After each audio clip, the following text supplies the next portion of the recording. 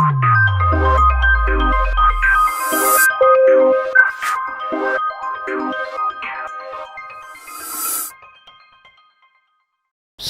now we are going to study our first chapter of the chemistry, that is a chemical reaction and chemical equation.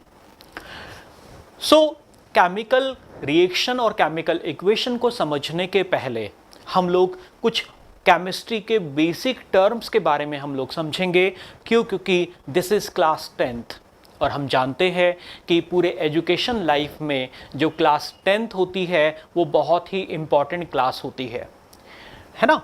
वो इसलिए भी important होती है क्योंकि ये बोर्ड है। जी हाँ, अक्सर जो है बोर्ड के नाम से हम लोगों को हल्की सी एंजाइटी होती है, हमें घबराहट भी होती है कि अरे यार बोर्ड एग्ज़ाम है। लेकिन आप घबराइए मत, यहाँ पर हम लोग हैं आपकी पूरी हेल्प करने के लिए। और आप यकीन मानिए कि आप में से जिन लोगों को भी केमिस्ट्री अभी तक टफ लगती है, आप यकीन मानिए अब वो आपके लिए टफ नहीं होगी। तो chemical reaction and chemical equation को हम लोग समझे उसके पहले हम लोग क्लास 9th का थोड़ा सा बेस के बारे में बात करते हैं। बिकॉज यदि हमने क्लास 9th के बेस के बारे में यदि थोड़ा सा बात कर ली या उसको हम लोगों ने बहुत ही शॉर्ट में ब्रीफ में यदि हमने रिवाइज कर लिया तो आपके लिए क्लास 10th की केमिस्ट्री पढ़ना बहुत ही आसान हो जाएगा, है ना। सो क्लास 9th में हम लोगों ने पढ़ा था कि जो क्लास 9th में सबसे पहले हम लोगों ने जो टर्म पढ़ा था केमिस्ट्री में वो था व्हाट इज मैटर, है ना।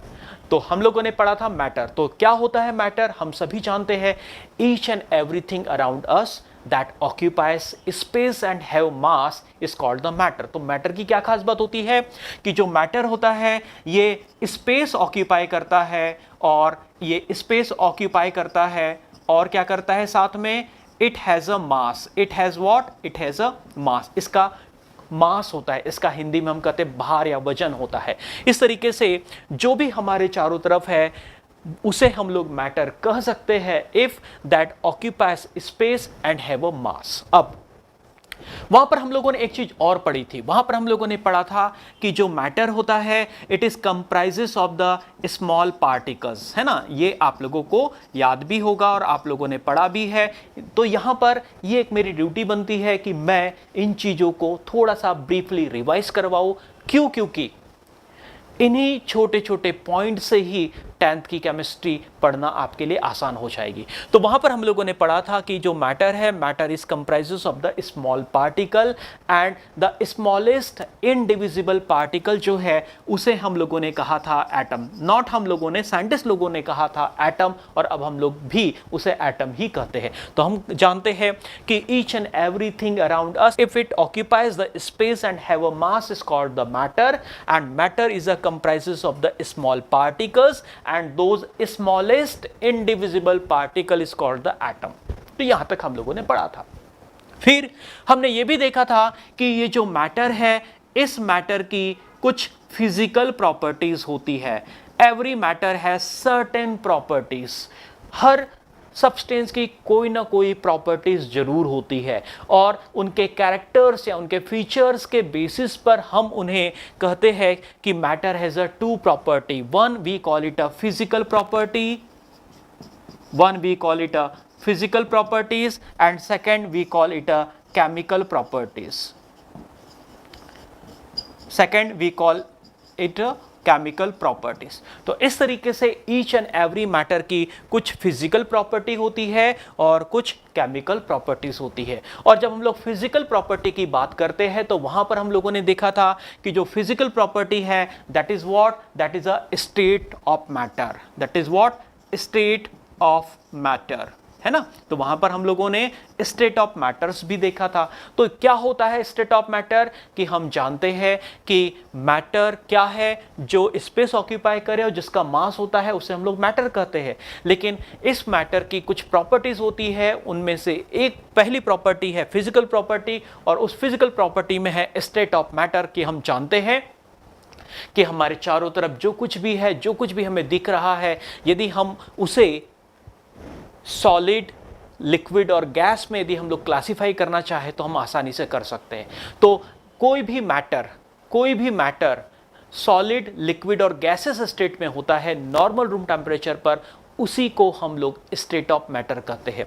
तो जो भी मैटर है वो मैटर कि 3 स्टेट्स होती है। आइडियली नॉर्मल रूम टेम्परेचर पर और प्रेशर पे हम लोग 3 स्टेट्स मानते हैं, अदरवाइज हम लोगों ने वहां पर 5 स्टेट्स के बारे में पढ़ा था। एक था हमारा प्लाज्मा और दूसरा था बोस-आइंस्टीन कंडेंसेट, है ना।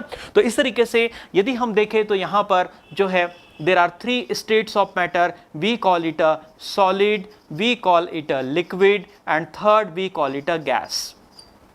तो क्लास 9 में हम लोगों ने समझा था वहां पर कि जो सॉलिड है, लिक्विड है और गैसेस है, these are the states of matter. और वहां पर हमने ये भी समझा कि we can change, yes, we can change the state of matter by what? By changing temperature and the pressure। तो ये हम लोगों ने क्लास 9 में पढ़ा था कि solid can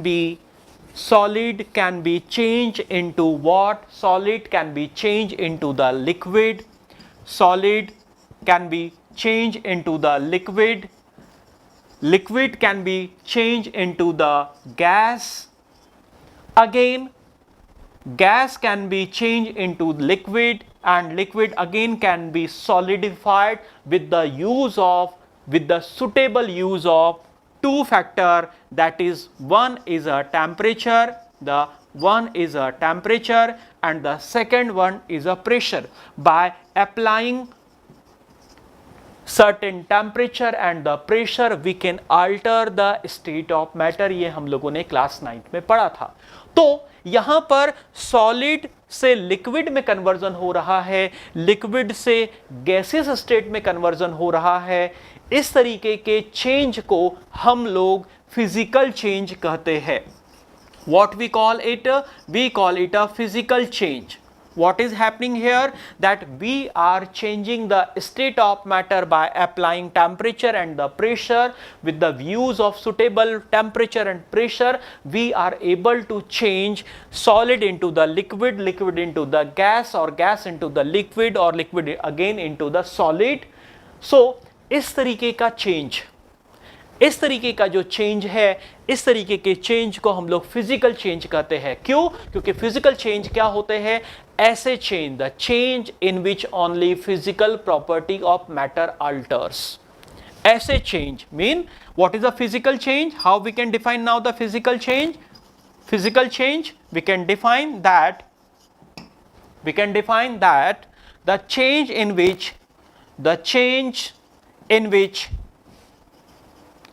in which only physical nature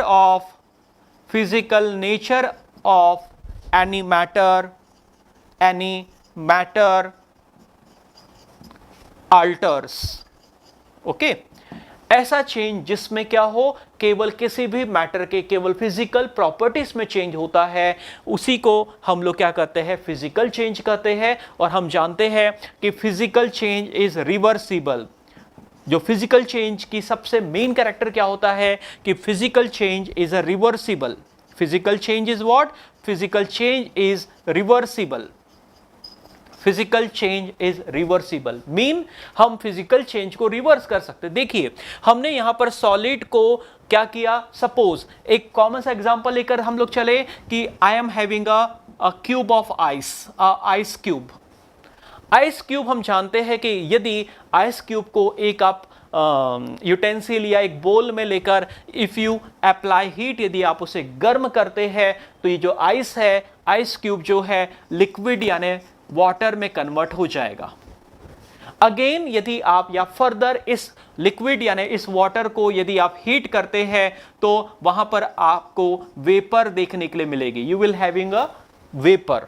और यदि आप सुटेबली उस वेपर को एस्केप आउट होने से रोक दे और उसे ठंडा करें तो ठंडा करने पर आपको देखोगे, कंडेंस करें हम उसे, कूल डाउन करें तो हम देखेंगे कि vapour can be again converted into the liquid.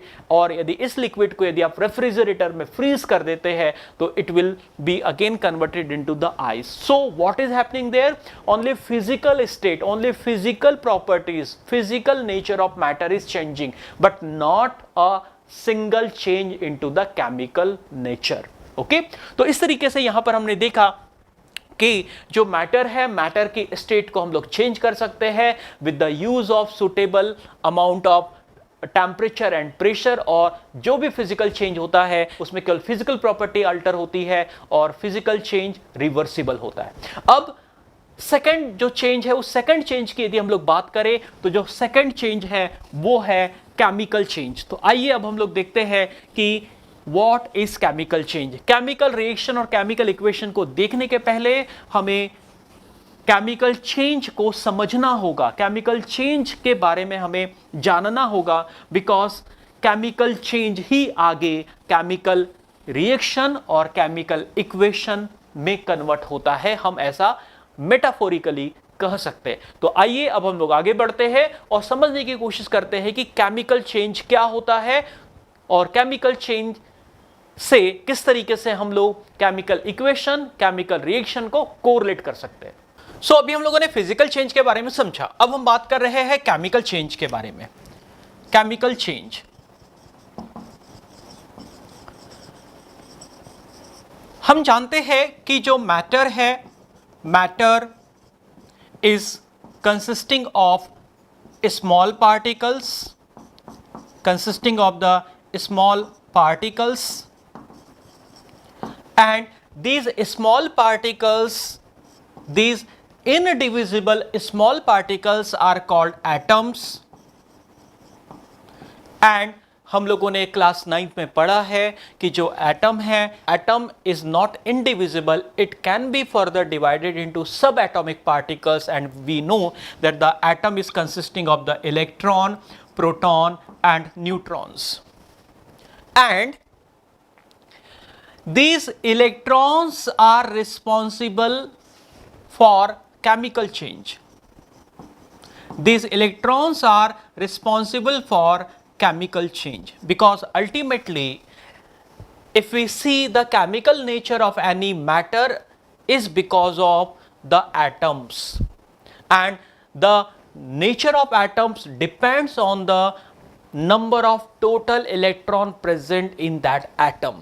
Okay, so ultimately जो है किसी भी मैटर का जो केमिकल नेचर होता है वो इस बात पे डिपेंड करता है कि उस मैटर में कौन से एटम्स है और अल्टीमेटली उन एटम्स में कितने इलेक्ट्रॉन है, और जितने इलेक्ट्रॉन होते हैं हम जानते हैं number of electron present in any atom is called the atomic number, और उसी के बेसिस पर डिफरेंट टाइप के एलिमेंट्स होते हैं। So ultimately this electron is responsible for the chemical property of any matter. So जो केमिकल चेंज है, अब वो केमिकल चेंज क्यों होता है और कैसे होता है, इसको हम लोग डे टू डे लाइफ में हम लोग समझ सकते हैं।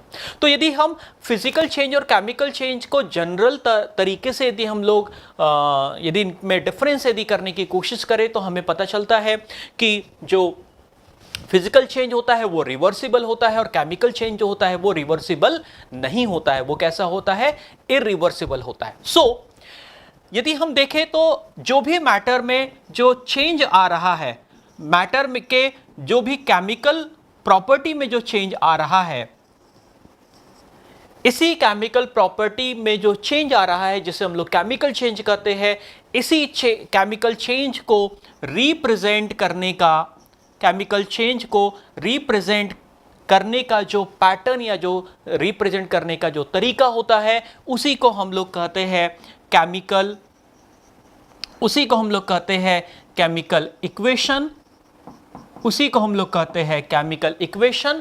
और जो चेंज हो रहा है, जो केमिकल चेंज है, केमिकल चेंज का साइंटिफिक नोटेशन, केमिकल चेंज को लिखने का जो साइंटिफिक तरीका होता है उसी को हम लोग कहते हैं केमिकल रिएक्शन। उसी को हम लोग क्या कहते हैं, उसी को हम लोग कहते हैं केमिकल रिएक्शन। तो यहां पर अब आपको थोड़ा सा समझ में आना चालू हो गया होगा कि किस तरीके से जो है केमिकल चेंज ही केमिकल रिएक्शन और केमिकल इक्वेशन लिखने का तरीका है, या हम ऐसा कर सकते हैं कि जो केमिकल रिएक्शन और केमिकल इक्वेशंस होते हैं ये एक प्रकार से it is a way to represent, it is a way to express, it is a way to write a chemical change, कि जो केमिकल चेंज हो रहा है उसको आप किस तरीके से लिखेंगे, तो उसी को लिखने का जो तरीका है उसी को हम लोग कहते हैं chemical reaction and chemical equation. इसको एक छोटे से एग्जांपल से हम लोग समझ सकते हैं कि हमने देखा कि जो केमिकल जो चेंज है, केमिकल चेंज क्या होते हैं, केमिकल चेंज आर इरिवर्सिबल।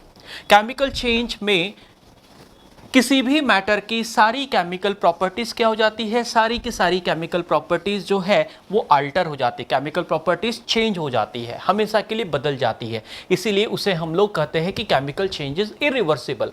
अब केमिकल चेंज को हम लोग समझ सकते हैं एक छोटे से एग्जांपल से। Suppose coal, we all are aware of the coal, है ना, और हम जानते हैं कि कोल को हम लोग क्या करते हैं, कोल को हम लोग बर्न करते हैं।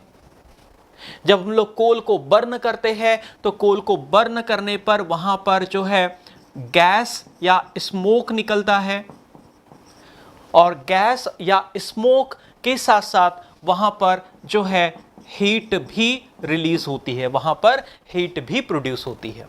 सो when we are burning the coal, then what is happening, that we know that the जो कोल है ये बर्न होने पर हमें गैस या स्मोक प्रोड्यूस करेगा और साथ में वहां पर हीट भी प्रोड्यूस होगी। अब इस हीट का यूज हम लोग डिफरेंट पर्पस के लिए कर सकते हैं। तो यहां पर क्या हो रहा है कि कोल को जब हम लोग बर्न करते हैं और बर्न करने पर स्मोक और हीट प्रोड्यूस होता है, तो हम किसी भी मीन या किसी भी मेथड से इस स्मोक और हीट से अगेन हम लोग कोल नहीं बना सकते, है ना। तो इसीलिए हम कहते हैं कि ये द बर्निंग ऑफ कोल या burning of Coke is a chemical change and it is a irreversible.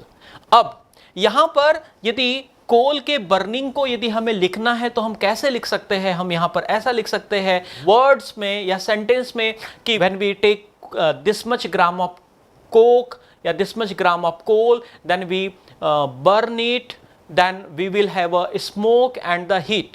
अब इस तरीके से यदि हम लोग इसको एक्सप्रेस करना चाहे, इस तरीके से हम लोग लिखना चालू करें तो क्या होगा, वर्ड्स में बहुत हमें एक्स्ट्रा लिखना पड़ेगा, वर्ड्स में हमें बहुत लंबा लिखना पड़ेगा।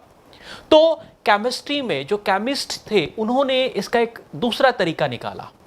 उन्होंने ये तरीका निकाला कि they were aware that the each and every matter has a certain chemical composition. Her matter का कोई ना कोई केमिकल कंपोजिशन होता है, जो कि अभी हम लोगों ने थोड़ी देर पहले बात भी की। तो उन्होंने एक तरीका निकाला कि क्यों ना हम लोग इन मैटर के कंपोजिशन जो है, ये मैटर जिन एलिमेंट्स या ये मैटर जिन कंपाउंड से मिलकर बने हुए होते हैं, उन्हीं सिंबल्स को हम लोग यूज करें एक्सप्रेस करने में, उन्हीं सिंबल्स को हम लोग यूज करें केमिकल रिएक्शन को लिखने में। तो इस तरीके से जब सिंबल्स को हम लोगों ने लिखना चालू किया, उन सिंबल्स को जब साइंटिस्ट ने यूज करना चालू किया, तब उसने केमिकल इक्वेशन का फॉर्म लेना चालू कर दिया। तो यहां पर यदि हम इस रिएक्शन को, द बर्निंग ऑफ कोल को यदि साइंटिफिकली रिप्रेजेंट करना चाहते हैं, तो हम यहां पे लिख सकते हैं कि जो कोल है वो कार्बन से मिलकर बना होता है। We are aware that the coal is made up of the carbon. जब हम लोग बर्निंग की बात करते हैं, जब हम लोग कंबशन की बात करते हैं, जब हम लोग बर्न करते हैं, तो बर्निंग के लिए जो है हमेशा हमें ऑक्सीजन की जरूरत होती है, और इसी बर्निंग की प्रोसेस को हम लोग कंबशन कहते हैं। और बर्निंग में हम जानते हैं कि बिना ऑक्सीजन के कंबशन नहीं हो सकता, इसीलिए हम बर्निंग को लिखते हैं कि burning is a process of reaction with the oxygen.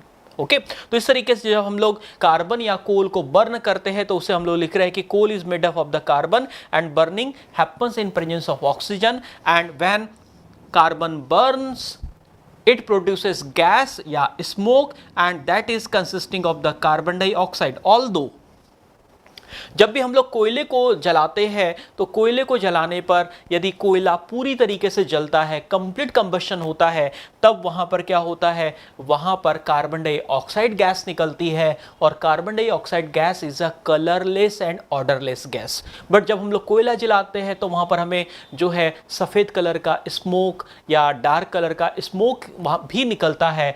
That indicate that the carbon is not burning completely, और कार्बन में यानी जो कोयला है उस कोयले में जो दूसरे जो सब्सटेंसेस होते हैं समटाइम वो ऑक्सीजन के साथ में जलकर वो अनबर्न्ड पार्टिकल या स्मोक के फॉर्म में वहां से बाहर निकलते हैं। बट डू रिमेंबर कि carbon dioxide is a colourless and the odourless gas. तो इस तरीके से जब हम लोग कोयले को यानी कार्बन को बर्न करते हैं तो कार्बन डाइऑक्साइड बनता है और साथ में यहां पर हीट प्रोड्यूस होती है।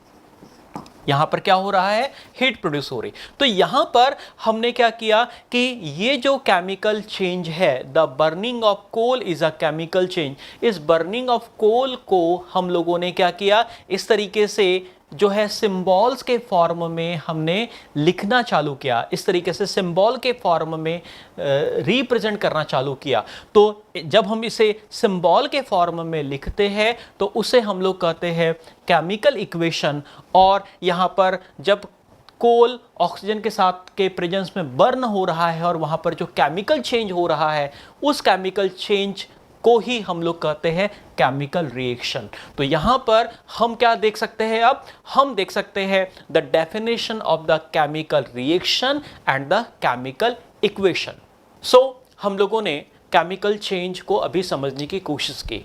आइए अब हम लोग आगे बढ़ते हैं और देखते हैं केमिकल रिएक्शन कि केमिकल रिएक्शन क्या होती है। What is chemical reaction? For example, यदि हम समझे कि सबसे कॉमन सा एग्जाम्पल हम लोग समझते हैं कि द मिल्क का सोर होना, द सोरिंग ऑफ मिल्क। हम सभी जानते हैं कि जो मिल्क है that is a very essential food article present in our home. और हम लोगों के दिन की शुरुआत ही दूध से होती है और दूध बहुत ज़रूरी है बिकॉज दूध से हमें बहुत ही एसेंशियल न्यूट्रिएंट्स मिलते हैं। पर्टिकुलरली यदि परिवार में बच्चे हैं तो बच्चों के लिए मिल्क बहुत ज़रूरी है उनके ओवरऑल डेवलपमेंट के लिए। तो जो मिल्क है, मिल्क हमारे डे टू डे लाइफ का एक एसेंशियल एलिमेंट है। बट मिल्क के साथ में कुछ प्रॉब्लम्स भी जुड़ी हुई है और वो प्रॉब्लम्स क्या है कि सबसे कॉमन प्रॉब्लम है कि यदि हमने मिल्क की केयर प्रॉपर नहीं की, उसका प्रॉपर स्टोरेज नहीं किया तो हम जानते हैं दूध फट जाता है, जिसे हम लोग कहते हैं मिल्क का सोर होना या सोरिंग ऑफ मिल्क, या जिसे कहते हैं दूध का फटना। अब आपके मन में ये सवाल आ रहा होगा कि दूध क्यों फटता है ना? ये सवाल हम सभी के मन में है। तो आइए अब हम लोग उसके पीछे का एग्जैक्ट कारण जानने की कोशिश करते हैं कि दूध क्यों फटता है या दूध का फटना क्या है और वो किस तरीके से केमिकल चेंज है और वहां पर उस चेंज के पीछे केमिकल रिएक्शन क्या है। तो इस तरीके से केमिकल चेंज से हम लोग केमिकल रिएक्शन को समझने की कोशिश करते हैं। तो यदि हम लोग मिल्क के बारे में समझे तो सबसे पहले यदि हम देखें तो मिल्क है that is technically it is an emulsion, है ना। इमल्शन क्या होता है इसे आप लोगों ने क्लास 9th में पढ़ा भी है, पर यहां पे ब्रीफली मैं बता दूं कि जो मिल्क है, मिल्क यानी इमल्शन जो है वो 3 पार्ट से मिलकर बना हुआ होता है। The major part is water, जो मिल्क है उसमें नेचुरली वाटर प्रेजेंट होता है। The second part is we call it a oil और we call it a fat, that is a oil और फैट। तो इस तरीके से जो मिल्क है दैट इज एन इमल्शन और इमल्शन बने हुए होते हैं वाटर और ऑयल से। लेकिन हम जानते हैं कि वाटर और ऑयल एक दूसरे में मिसिबल नहीं होते हैं, एक दूसरे में सॉल्युबल नहीं होते हैं, एक दूसरे में आसानी से मिक्स नहीं होते हैं। लेकिन इमल्शन एक ऐसी मेथड, एक ऐसा प्रिपरेशन है जिसमें ऑयल और वाटर को हम लोग temporarily with the help of emulsifying agent, with the help of emulsifying agent जो है हम दोनों को टेम्परेरली मिक्स करके रख सकते हैं।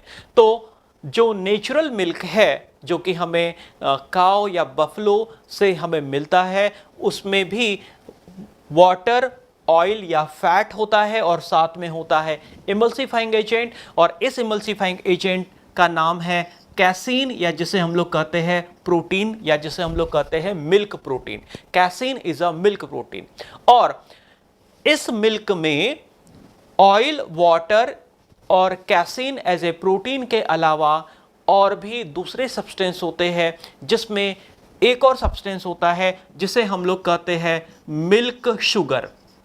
हम जानते हैं कि यदि हम लोग मिल्क में यदि शुगर न भी मिलाए फिर भी मिल्क हमें स्लाइटली स्वीट लगता है, उसमें एक अलग सा एक स्वीटनेस होती है और वो शुगर होती है, उसका नाम होता है lactose, that is called the milk sugar.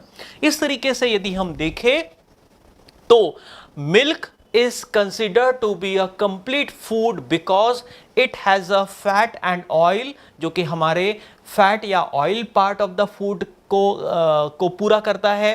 It has a casein यानी प्रोटीन, यानी हमारी प्रोटीन की रिक्वायरमेंट को मिल्क पूरा करता है।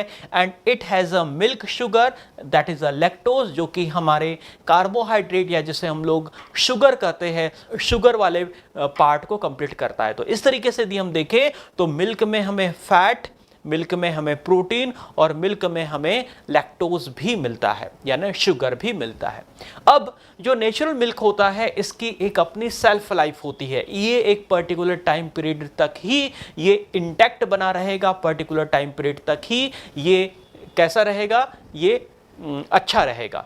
इसीलिए हमें उसे क्या करना होता है, इसीलिए हमें मिल्क को बार बार गर्म करना होता है। हम उसे बार बार गर्म क्यों कर रहे हैं या हम उसे पॉस्चराइज क्यों कर रहे हैं? क्योंकि हम जानते हैं कि इन्वायरमेंट में माइक्रो ऑर्गेनिजम्स होते हैं, इन्वायरमेंट में क्या होते हैं, माइक्रो ऑर्गेनिजम्स होते हैं। और इन माइक्रो ऑर्गेनिज्म, ये जो माइक्रो ऑर्गेनिजम्स है ये 2 टाइप के होते हैं। ये माइक्रो ऑर्गेनिजम्स या तो एक्टिव होंगे या ये स्पोर्स के फॉर्म में होंगे। एक्टिव यानी viable cells, living cells of bacteria and the microorganisms, और स्पोर्स का मतलब है इनएक्टिव फॉर्म। तो कई बार क्या होता है कि मिल्क में जो एक्टिव बैक्टीरिया है जब हम लोग उसे बॉईल करते हैं तो बॉईल करने पर वो एक्टिव बैक्टीरिया खत्म हो जाते हैं, एक्टिव बैक्टीरिया डिस्ट्रॉय हो जाते हैं। किंतु कई बार ऐसा होता है कि यदि हम लोग मिल्क को प्रॉपरली गर्म करना भूल गए या यदि उसे हम फ्रिज में रखना, सही टेम्परेचर पे रखना भूल गए तो क्या होता है कि ये एक्टिव बैक्टीरिया और स्पोर्स जो है ना, स्पोर्स बिकम्स एक्टिव, जो स्पोर्स है वो एक्टिव हो जाते हैं। और ये एक्टिव बैक्टीरिया क्या करते हैं, इन एक्टिव बैक्टीरिया का मनपसंद खाना होता है लैक्टिक एसिड, इनका जो मनपसंद जो फूड है वो है मिल्क शुगर। इनका मनपसंद फूड क्या है, लैक्टोज। इनका मनपसंद फूड क्या है, लैक्टोज। अब जब ये बैक्टीरिया इस लैक्टोज से अपनी एनर्जी ऑब्टेन करते हैं, इस लैक्टोज को खाते हैं या लैक्टोज को यूटिलाइज करते हैं, तब ये बैक्टीरिया यहाँ पर बनाते हैं एक बाई प्रोडक्ट जिसका नाम है लैक्टिक एसिड। जिसका नाम क्या है, जिसका नाम है लैक्टिक एसिड। अब ये जो लैक्टिक एसिड है, जिससे नाम से ही हमें समझ में आ रहा है कि ये एसिडिक नेचर का होगा, और जब ये लैक्टिक एसिड का अमाउंट इस मिल्क में जैसे जैसे इंक्रीज होना चालू होता है, ये लैक्टिक एसिड क्या करता है, ये लैक्टिक एसिड इस प्रोटीन जो है, ये जो केसीन प्रोटीन है, इस केसीन प्रोटीन को क्या करता है, इस केसीन प्रोटीन को अपना काम करने से रोक देता है। यानी जो उसका काम है ऑयल और वाटर के बीच में बॉन्ड बनाना, जिसका काम है मतलब इसका काम है ऑयल और वाटर के बीच में इमल्सिफिकेशन एजेंट का काम करना। इस तरीके से जो कैसीन है ये प्रॉपरली काम नहीं करेगा, और धीरे धीरे जो है कैसीन जब अपना काम नहीं करेगा तो ऑयल और वाटर एक दूसरे से अलग होना चालू हो जाएंगे, और इस तरीके से जो दूध है वो फट जाता है, या जिसे हम कहते हैं सोरिंग ऑफ द मिल्क। इसीलिए आपने ध्यान भी दिया होगा कि जब हमें मान लीजिए कोई छेने की मिठाई बनानी है, यदि हमें रसगुल्ला बनाना है या हमें छेने वाली मिठाई बनानी है, तो अक्सर आपने देखा होगा कि दूध में नींबू की 2-3 बूंदे टपका देते हैं। नींबू की 2-3 बूंदे टपकाने के साथ ही वो जो दूध है वो क्या होगा, फट जाता है, और उसका इस्तेमाल हम लोग डिश बनाने में करते हैं। यानी एसिड मिल्क को क्या करता है, अनस्टेबल करता है, या एसिड जो है ये मिल्क को अनस्टेबल करेगा, और एसिड ही मिल्क के सोरिंग के लिए क्या है, रिस्पॉन्सिबल है। तो यहाँ पर हमें क्या समझ में आ रहा है कि यहाँ पर हमने समझा कि बैक्टीरिया या माइक्रो ऑर्गेनिज्म के कारण क्या हो रहा है, जो लैक्टोज है, मिल्क शुगर जो है वो लैक्टिक एसिड में कन्वर्ट हो रहा है, और लैक्टिक एसिड में कन्वर्ट होते से ही लैक्टिक एसिड इस ऑयल और वाटर को सेपरेट कर रहा है, that result into the souring of the milk. So the souring of the milk is a chemical change. The souring of the milk is a chemical change. The souring of the milk is called the chemical change. Okay, the souring of the milk is called the chemical change, and the cause behind the chemical change is called the chemical reaction, है ना। तो यहां पर the cause behind this chemical change is called the chemical reaction. और chemical reaction में अभी हमने देखा कि केमिकल रिएक्शन क्या है, यहां पर मिल्क के सोरिंग की, the conversion of the lactose into lactic acid, और lactic acid will change the miscibility of the water and oil, and hence it result into the souring of the milk. तो यहां पर क्या हो रहा है, the souring of the milk is a chemical change, but the reason, the exact reason behind this chemical change is lactose का lactic acid में conversion, और यही लैक्टोज का लैक्टिक एसिड में कन्वर्जन ही क्या कहलाता है, the chemical reaction of the souring of the milk. तो इस तरीके से यहां पर हमें समझ में आया है, या यहां पर आप लोगों को समझ में आया होगा कि किस तरीके से जो केमिकल चेंज है उसके पीछे का मेन जो कारण होता है वो होता है केमिकल रिएक्शन। तो यहां पर अब जो हमारा अगला सवाल है वो ये है कि हमें कैसे पता चलेगा कि